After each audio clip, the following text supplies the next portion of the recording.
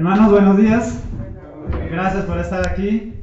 Recordarles, hermanos, si tienes ahí celular, ponlo en modo avión. No hay esa aplicación modo iglesia, pero podemos poner en modo avión, ¿no? O silencio, ¿no? Para que no tengamos que distraernos al momento del mensaje. Muchas gracias, hermanos. Es un gran privilegio, hermanos, de vernos, de compartir la palabra de Dios. Gracias, hermano Juan José, por trabajar en el coro. Yo sé que ha sido un trabajo muy difícil. Esas voces, esos galitos arreglar. ¿No? Gracias, hermano. Vamos a dirigirnos a Dios, vamos a orar para empezar. Antes de escudriñar la palabra de Dios, vamos a orar, hermanos. Oramos, hermanos. Soberano Padre Celestial, nos acercamos a tu presencia pidiéndote, Señor, que en este momento vamos a abrir tu palabra y vamos a meditar, vamos a estudiar, y no solamente, Señor, se quede en nuestra mente, en nuestro conocimiento. Al salir de esta iglesia, de este local, podemos ponerlo en práctica en la semana, en el día. Te pido, Señor, por cada que ha venido, por cada uno de ellos, Señor, este tiempo que tienen en la mente muchos afanes, muchas preocupaciones, Señor, que en este momento podemos apartarlo de nuestra mente y concentrarnos en algo que tú quieres decirnos. Sabemos que tu palabra es viva y eficaz, Señor, y queremos que produzca un efecto para bien, para un cambio en nuestra vida, Señor. Te pido, Señor, por cada uno de tus hijos que ha venido, Señor, haya preparado, Señor, su corazón antes de salir de casa, pensando, Señor, qué es lo que querías hablarles a ellos, Padre. Hoy, Señor, pedimos, Señor, que nos hables, Señor. Te pido, Señor, que utilices mi boca, Señor, para comunicar lo que tú quieres decir a tus hijos, qué es lo que tenemos que cambiar, y ayúdanos, Señor, a estar velando en todo este tiempo, que no haya distracciones. Sabemos, Señor, que Satanás quiere, Señor, distraernos nuestra mente, sacarnos fuera del contexto de la palabra de Dios, pero sin embargo pedimos, Señor, que tú en este tiempo te manifiestes a través de tu palabra, Padre. Gracias, Señor, por todo. En Cristo Jesús oramos. Amén. Ustedes han visto este objeto peligroso que solamente personas indicadas utilizan, que es la dinamita. ¿Han visto? ¿No? Es así nada más. Se mira a cuetillos pequeños, pero en tamaño un poquito más grande.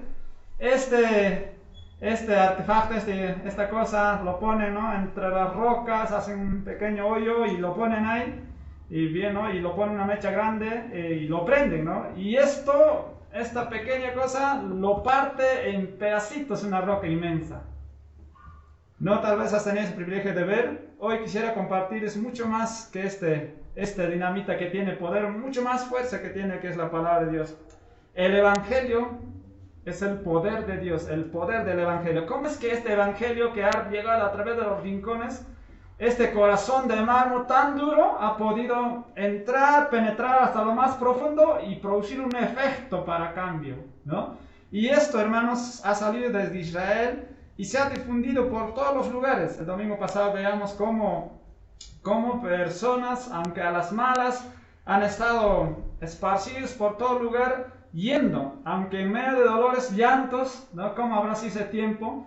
Imagínense cómo Esteban había muerto unos días antes, y ahora los otros apóstoles que estaban vivos, discípulos en este caso, tomó el posta de Esteban, este hombre Felipe, fue, ¿no?, por el camino compartiendo, pero a la misma vez, ¿no?, triste porque su compañero ya no estaba con él vivo. Sabemos que Esteban había muerto, ahora el apóstol está tomando Felipe y predicando el Evangelio, pero en medio de esto, a pesar de que estaba triste, sabía que lo que estaba llevando no era cualquier cosa, no era algo que no tenía valor, algo que no tenía precio. Esto realmente para su vida, para él y para las personas era muy importante, era necesario, y él lo consideraba, como dicen Romanos, porque yo no me avergüenzo del poder del Evangelio, porque es, ¿no?, para la salvación. Vamos a leer este versículo, Romanos 1:16, que es un versículo bien citado por predicadores, y yo sé que también lo sabe usted de memoria, pero yo no me acuerdo exactamente cómo dice. Romanos 1:16, por favor, dice así, hermanos: porque no me avergüenzo del Evangelio. ¿Por qué dice? Porque es poder de Dios para salvación a todo que cree, al judío primeramente y también al griego.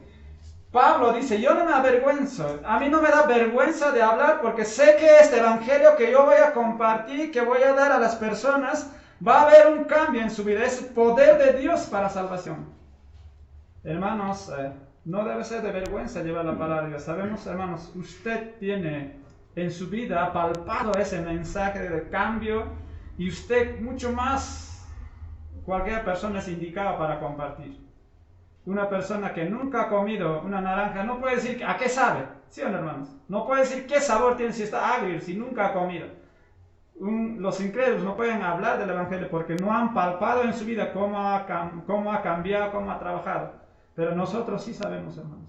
Y Juan dijo en una ocasión, nosotros predicamos. Nunca vamos a dejar de predicar lo que hemos visto, lo que hemos palpado, lo que ha estado en nuestra vida, lo que ha cambiado.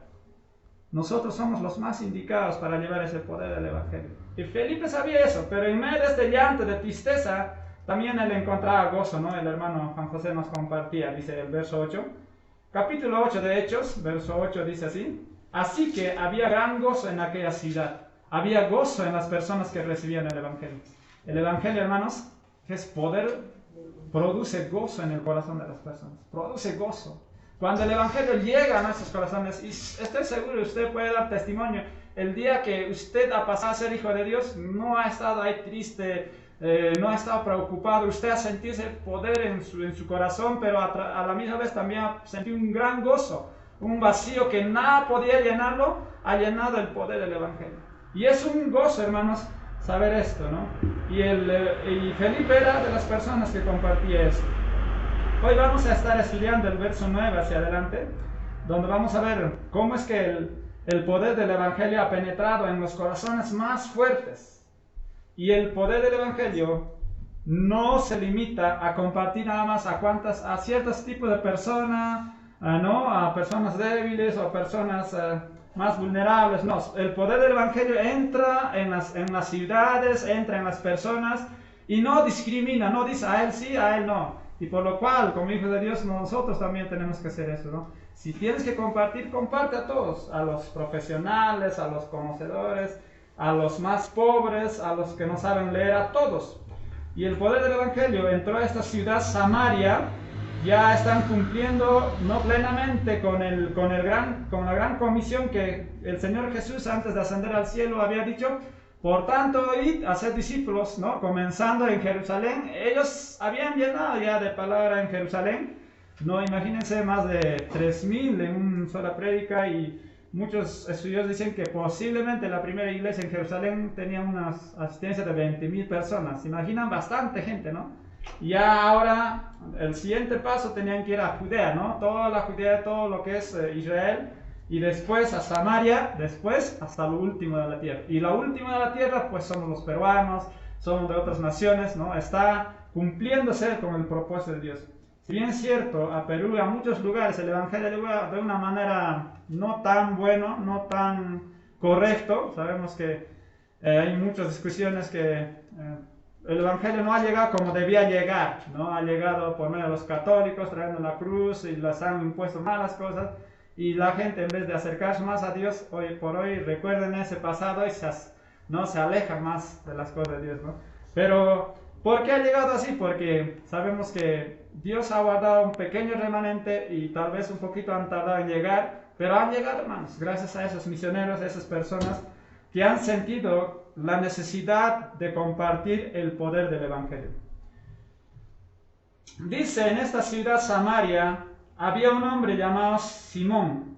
No hablamos Simón el Pedro, este es otro Simón, un hombre que tenía un trabajo, un oficio muy distinto al de Pedro. Pedro era pescador, un hombre regenerado. Pedro obviamente ya para esta ocasión, entonces Pedro ya era apóstol, pero este hombre llamado Simón en esta ciudad dice que antes ejercía la magia. En aquella ciudad había engañado a la gente de Samaria haciéndose pasar por algún poder, por algún gran, dice, por alguno grande, ¿no? Este hombre pues era mago, era brujo, era de esas personas que ejercía eso y decía yo soy el grande. Y a la misma vez también decía otra cosa que dice el verso 10, todo esto hago con es el gran poder de Dios, dice, ¿no? El verso 10 dice, y toda la gente, todas las personas que vivían en Samaria, dice, a este hombre, a este mago, ¿no? Escuchaban, a este oían atentamente, todos desde el más pequeño hasta el más grande, diciendo, este es el gran poder de Dios. Y le estaban atentos porque con sus artes mágicas les había engañado por mucho tiempo. Este hombre, Simeón, tenía en su corazón de ser más popular, de ser una persona, de ejercer esto y de engañar a las personas. Y seguramente le traía mucha ganancia, ¿no? Haciendo esto. Y era bien conocido en este lugar. Y la gente, pues, todas sus artes mágicas que hacía, se quedaba atónito. No prestaban atención y muchos de ellos pensaban lo que estaba haciendo era correcto. En medio de esto, pues Felipe llegó a esta ciudad con el verdadero poder de Dios, con el verdadero poder del Evangelio. Y a comparación que hacía este hombre Simeón, pues lo que los apóstoles o lo que los discípulos, como en este caso Felipe, hacía, no comparaba nada. A lo que lo que esta persona Simeón hacía, a lo que hacía Pedro, a lo que hacía Felipe, era más pequeño, ¿no? Ese hombre, dice, ejercía magia en esta ciudad, y más allá de ejercer este oficio que tenía él, engañaba a mucha gente, decía, ¿no?, que esto es así. Hoy en día vemos así muchas personas. Es cierto, Satanás puede hacer sus artimañas, puede hacer cosas más allá. No sé si ustedes se recuerdan cuando Dios le mandó a Moisés, le dio una vara y, ¿no? ¿Cuál señal voy a dar si realmente tú me estás mandando, ¿no? Cuando tú te presentes delante de Faraón vas a echar tu vara y tu vara se va a convertir en, ¿qué dijo? En serpiente, ¿no? En culebra. Entonces, él hizo esto, pero vio esta señal y ¿creyeron las personas? ¿Creyó en este caso Faraón? No. ¿Qué hizo Faraón? No, esto puede hacer cualquiera. Entonces, lo que hizo Faraón es convocar a todos su ejército de magos, sus brujos, ¿no?, sus encantadores, sus hechiceros, y hicieron traer. Y también, ¿qué hicieron los otras personas, todas esas personas, encantadores? Hicieron lo mismo, ¿no? Hicieron aparecer culebras, y ya ves, mira, lo que tú haces puede hacer cualquiera. La gran diferencia es que cuando, ¿no?, esta serpiente de Moisés que convirtió, se lo comieron a otros, ¿no? Entonces ahí entendemos que Satanás también tiene poder para hacer sus cosas, ¿no? Y aquí no hay duda que Simón pudo haber engañado de esa manera a mucha gente y había ganado popularidad en este lugar, diciéndoles, ¿no?, que lo que hacía era con el gran poder de Dios. Y mentía de esa manera, pero lo que él estaba haciendo no era correcto, no era algo que Dios aprobaba, no era la verdad que él estaba diciendo. Y la gente a esa falsedad oían atónitos, estaban maravillados. A lo que no era cierto, estaban atentos. Hoy en día hay denominaciones, hay lugares donde no enseñan la verdad. Ahí está la gente más harta, ¿se han dado cuenta? Donde dicen que debes traer tu plata, vas a quedar sano, donde engañan, donde no está escrito en la Biblia para estos tiempos, están ahí donde no se predica la verdad. Pero la Biblia nos dice, la verdad nos hará libres. Estas personas atados a este hombre, cuando llegó la verdad los hizo libres. Amén. Y la verdad un día nos hizo a nosotros libres. ¿Y quién es la verdad? Jesús. Jesús le dijo, yo soy el camino, la verdad y la vida. Tres cosas puntuales en ellos. Jesús dice, yo soy la verdad. Yo soy la verdad y la vida. Y la verdad, cuando llega, hermanos, es ese corazón que está atado a los ídolos, está atado a cosas, como en este caso, esta brujería, estos magos, pues hace que ya no estemos dependiendo de eso. Yo recuerdo mucho, mis padres, ahora no, creían mucho en los santos. Creían bastante, pero el día que llegó a mi corazón el Evangelio, pues dejé de estar pensando en eso, dejé de estar creyendo en esos, porque la verdad es uno y la verdad es Jesús. Y la verdad, el único, es Jesús. Y seguramente en la vida de ustedes también ha pasado esto. Versículo 12 habla de que cuando el poder del Evangelio, realmente este poder cuando llega, es muy distinto a lo que otros podrían engañar. Dice el verso 12, pero cuando creyeron a Felipe, que anunciaba el evangelio del reino de Dios y el nombre de Jesucristo, se bautizaron hombres y mujeres. Bueno, Felipe llegó a medio de estas personas que estaban atados a cosas ídolos, a cosas como paganismo, pues llegó a esta ciudad de Samaria, predicando el evangelio, anunciando.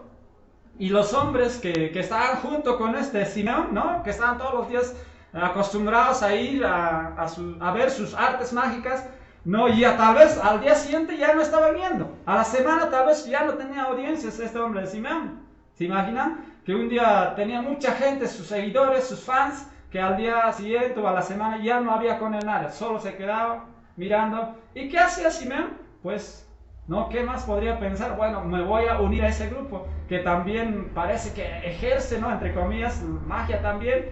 Creo que su magia de ellos es mucho más atractivo que el mío, entonces me voy con ellos. A eso es lo que va a pasar más adelante, ¿no? Entonces, cuando Felipe llegó con el evangelio, con la verdad, anunciando el evangelio, el reino de Dios, en el nombre de Jesucristo, la gente, a respuesta a todo este poder del evangelio, no se resistió, hermanos.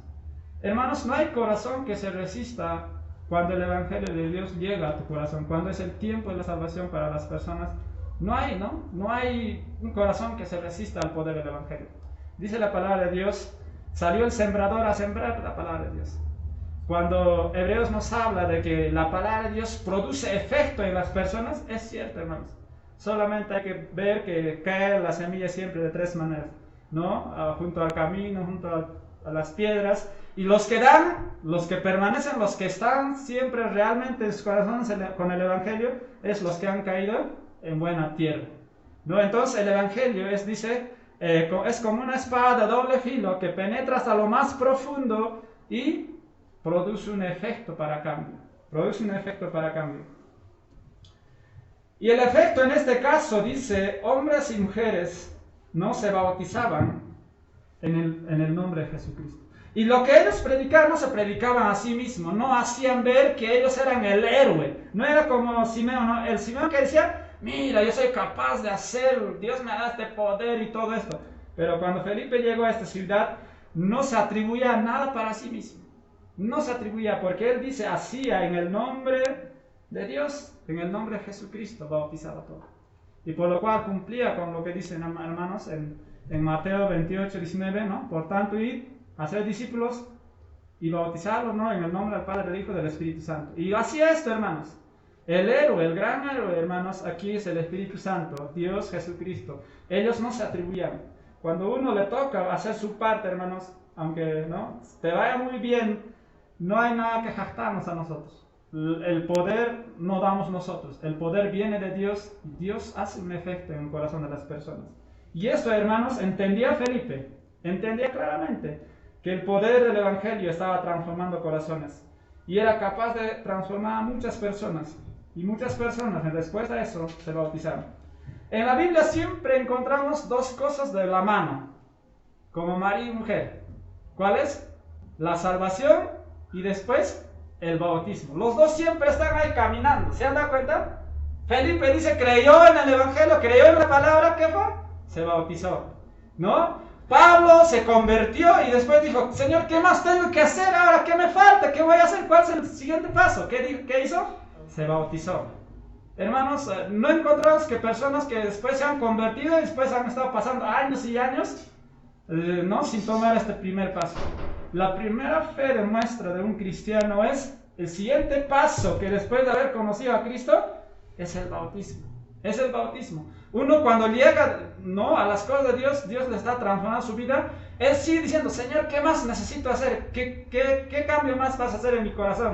Y Dios te muestra que necesitas tomar un paso de fe que significa el bautismo. Y tú te bautizas por fe, ¿no? Y tú te identificas con tu Salvador, que Él murió, ¿no? Fue sepultado y que resucitó. Ese símbolo se hace en el bautismo, ¿no? Cuando uno entra al agua, pues es cubierto por el agua, ¿no? Por inmersión, y después sale, ¿no? Hace ese símbolo de la muerte, de la sepultura y de la resurrección del Señor. Y eso es lo que nos manda, hermanos, en el bautismo. Y aquí las personas tal vez han escuchado 2 días antes, pero después preguntaron a Felipe, ¿qué más tengo que hacer? ¿Cuál es el siguiente paso? Y Felipe les enseñó sobre el bautismo. Y estas personas tomaron en obediencia a esa predicación, bautizarse. Yo cuando llegué a esa iglesia, yo había asistido más o menos 9 meses a 10 meses y escuché, ¿no?, sobre la predicación del bautismo y yo dije, yo me he bautizado desde pequeño y soy católico, no sé a qué edad me habrían llevado, pero mis padres me habían hecho y ya, ¿no? Y eso tenía claro en la mente. Y volverme a bautizar de nuevo, ¿cómo es posible? Y ya estaba averiguando, analizando y llegué a un verdadero bautismo que la Biblia nos enseña que es por inmersión, no es forzoso, es algo que nace del corazón, es algo que tú tienes que saber, ¿no? Y yo, pues antes, sin saber, no sé, ni siquiera acuerdo la edad que me había bautizado. Entonces, a respuesta a eso, hermanos, yo me bauticé. A los 9 meses, creo yo, recuerdo, nos bautizamos. Y después sigo los pasos del Señor Jesucristo. Seguimos más adelante, el verso 13. También dice, y hasta ahí seguramente ustedes, ¿no? Este hombre, pues, también llegó a los pies de Jesucristo. ¿No? Yo también leí todo el contexto, parecía que Simeón no se había convertido realmente un seguidor más de Jesucristo, pero aparenta nomás, nada más, dice el verso 13, también creyó Simón mismo y habiéndose bautizado estaba siempre con Felipe y viendo las señales, grandes milagros que se hacía, estaba atónito. Lo que más a este hombre, Simón, le atraía es hacer lo que él hacía. ¿Qué cosa hacía? Magia, ¿no? Y lo que los apóstoles, ¿qué cosa hacían? Señales. Señales de lo que ellos estaban predicando era la verdad. Sabemos que la iglesia ha sido fundamentada en grandes señales. Los apóstoles hicieron grandes maravillas, señales, y la gente, ¿no?, veía esto. ¿Y por qué antes ocurría esto? ¿Por qué no ocurre ahora? ¿Saben? Una diferencia es que antes recién la palabra de Dios se estaba cimentando. Con grandes milagros y maravillas la iglesia fue puesto la base y nosotros pues seguimos esa base, ¿no? Como en un edificio, la base está bien fundamentada. Si no tiene un buen base, una casa se va a caer. Pero teniendo buen fundamento el evangelio, pues ahí estamos nosotros también siguiendo adelante. Entonces, le gustaba a este hombre Simón, ¿no? Se bautizó, creyó en lo que decía Felipe y dice, él quedaba atónito al ver ese poder de Dios, cómo transformaba vidas imposibles para los humanos. Veía los grandes señales y milagros que los discípulos hacían. Y Felipe, perdón, no es Felipe, Simón, no se quedaba atónito. Lo que a él le gustaba ver era eso. Y él cada vez seguramente se indignaría, ¿cómo realmente hacen? ¿Cómo hacen? ¿De dónde están haciendo? ¿Cómo es una persona que ha estado toda su vida enfermo, ahora está sano? Me gustaría saber, dice más adelante. Seguimos leyendo, ¿qué más dicen? ¿No? En medio de esto encontramos también un entre paréntesis que no sigue la vida de este Simón, más abajo se sigue, pero hay un entre paréntesis, como se podría decir. Cuando los apóstoles, nada más que los discípulos están predicando, pero ahora los apóstoles, dice, escucharon esto, dice. Cuando los apóstoles que estaban en Jerusalén oyeron que Samaria habían recibido la palabra de Dios, enviaron allá a Pedro y Juan. Estos dos apóstoles muy buenos dentro de la iglesia, que es Pedro y Juan, no escucharon cómo Dios estaba obrando, fueron hasta Samaria, los cuales habiendo venido oraron por ellos para que recibiesen el Espíritu Santo, porque aún no habían descendido sobre ninguno de ellos, sino que solamente habían sido bautizados en el nombre de Jesucristo. Entonces le imponían las manos y recibían el Espíritu Santo. Era una práctica que hacían. Es un tema muy largo, debido a muchos factores de tiempo no lo vamos a abarcar mucho esta parte, pero es una práctica que hacían los apóstoles, no porque ellos tenían en sus manos el poder o tenían la autoridad para dar poder, sino nada más era como algo, ¿no?, que sí su fe era verdadero, ¿no? En vista de eso ponían las manos, ¿no?, y hacían así. También había una práctica que cuando un misionero, cuando un pastor, cuando una persona salía de su iglesia, lo que hacían es ponían todos los apóstoles sus manos sobre él y, ¿no?, oraban por él y así, ¿no?, encargaban a Dios, iban, ¿no? Una práctica que ellos, ¿no?, aprobaban lo que Dios estaba haciendo en su vida era verdad, ¿no? Entonces para eso fueron ellos, como en este caso Juan y Pedro, ¿no? Ahí de nuevo comienza en el verso 18 hacia adelante hombre que estamos viendo, el Simón, que está atónito con el poder de Dios, con el evangelio del poder, cómo es que está transformando vidas, ¿no? Y hasta aquí parece, muchos diríamos, Simón es cristiano, miras, en obediencia, se bautizó, creyó, todo esto, ¿cómo vamos a negarle? Pero la gente puede hacer muchas cosas religiosas, puede hacer cosas que se hace dentro de la iglesia y supuestamente está haciendo bien las cosas, pero su corazón puede estar lejos de las cosas de Dios. No, por encima lo ves todo como un cristiano, pero por adentro no lo puedes ver, solo puede Dios, ¿no? Pero a la larga, hermanos, esas cosas se manifiestan. Tú puedes engañarme a mí, ¿no? Puedes estar 2 años, 3 años en la iglesia aparentando que sí realmente Dios ha obrado en tu corazón, Dios te ha cambiado, pero a la larga, hermanos, de acá 20 años, 30 años, uno sabe si esa persona realmente ha sido cristiana, porque Dios cada día va haciendo un cambio. ¿Qué pasó? Dice, cuando vio Simón que la imposición de las manos de los apóstoles se daba, ¿no? El Espíritu Santo les ofreció dinero. Él vio, ¿no? Cómo los apóstoles ponían la mano y así, ¿no? El Espíritu Santo se manifestaba. Y esto para él era admirable. Sabemos que en aquel tiempo el Espíritu Santo se manifestaba y las personas hablaban naturalmente otros idiomas y muchas otras cosas más se manifestaban. Dice que el Espíritu Santo venía sobre ellos como ¿no? en forma de fuego y todo esto. Y seguramente vio Simón esto y se quedó maravillado. Esto yo nunca había hecho, nunca en mi vida, ¿no? Ni había soñado, pero ahora veo, debe ser alguna práctica fácil. Y lo que él hace es ofrecer dinero por ese acto que ellos estaban haciendo. ¿Y qué fue la respuesta de los apóstoles? Entonces Pedro le dijo, tu dinero perezca contigo, porque has pensado que el don de Dios se obtiene con dinero. Tu dinero que tú nos ofreces que perezca contigo, porque este poder de Dios no es algo que se puede comprar. No vas a una tienda y pagas un precio y ya te lo dan. No es así. Dios da ese poder del Evangelio, Dios da esa salvación, hermanos, a que Él quiere. Dios solo da. Y los apóstoles se entiende que ellos ni siquiera están dando. Y no pueden dar. Tampoco ellos han comprado. Sino que Dios les ha dado. Y Dios está dando a las personas.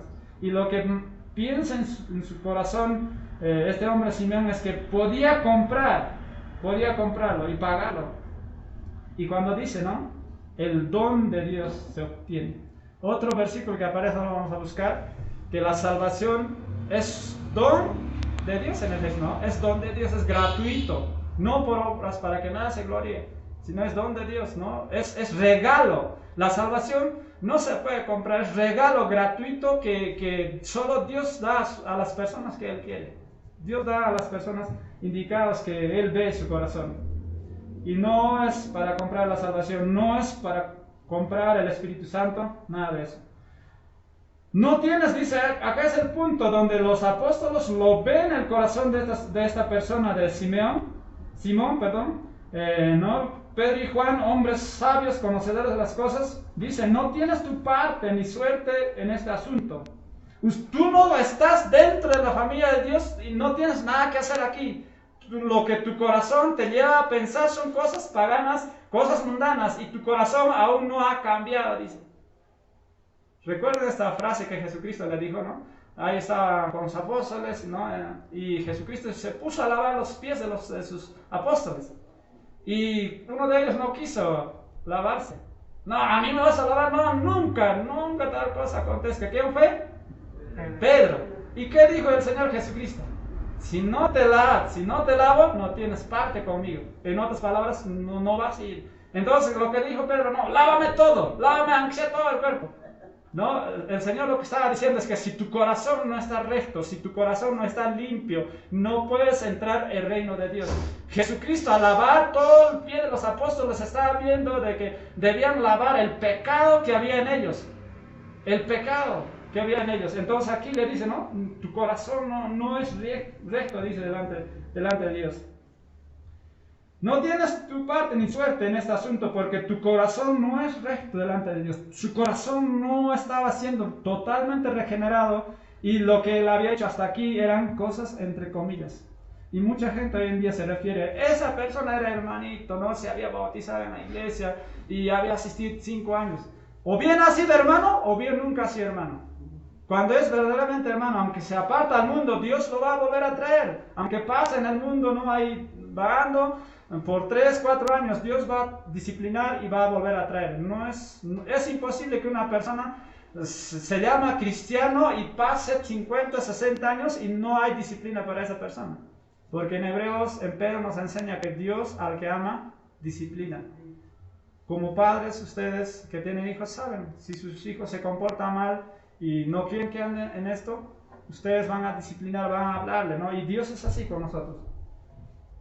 ¿Y qué más dice el verso 22 aquí a este hombre Simón, Pedro y Juan? Por cierto, Pedro, su nombre es Simón, ¿no? Pero Dios le dijo que su nombre iba a llamarse Pedro, que significa pequeña piedra, ¿no? ¿Qué más?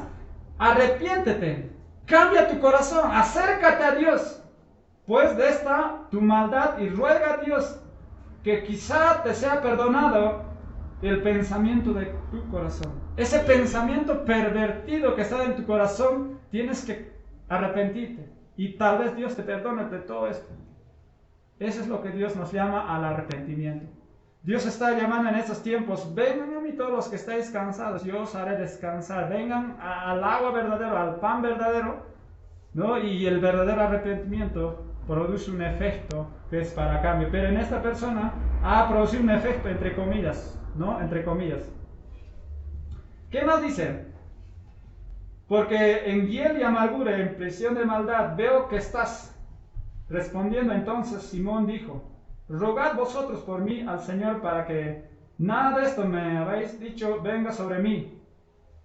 Y él ni siquiera dice, pues, no, si me están diciendo que me arrepienta, voy a hacerlo. Voy a tomar el siguiente paso. ¿Él qué hizo? Nada, permanecer en su pecado, permanecer con su pecado. Y ahí se ve que no fue realmente regenerar su corazón.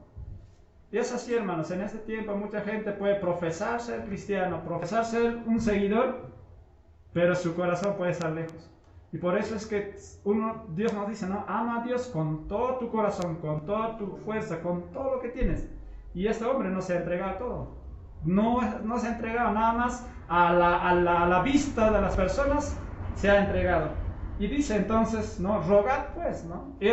Si él decía que era cristiano, hijo de Dios, él tenía derecho a entrar. Cada cristiano tiene potestad, tiene derecho a entrar al trono de Dios todos los días en oración. Y Dios nos habla, ¿no? De que Él nos ha hecho para nuestro Dios reyes y sacerdotes. Y somos linajes escogidos, real sacerdocio, nación santa, ¿no? Para poder entrar, para poder interceder unos por otros por nuestros pecados a la presencia de Dios. Pero él, pues no tenían cómo entrar y por eso les pide que oren por él y no va por él mismo a Dios. Rogad vosotros por mí al Señor para que nada de esto que me habéis dicho venga sobre mí. El verso 25 acaba diciendo, y ellos habiendo testificado, hablando la palabra de Dios, se volvieron a Jerusalén. En muchas poblaciones de los samaritanos anunciaban el Evangelio. Samaria, esa región grande, fue llenada con el poder del Espíritu Santo. Cumpliendo con la gran comisión, hermanos, ahora nos toca a nosotros.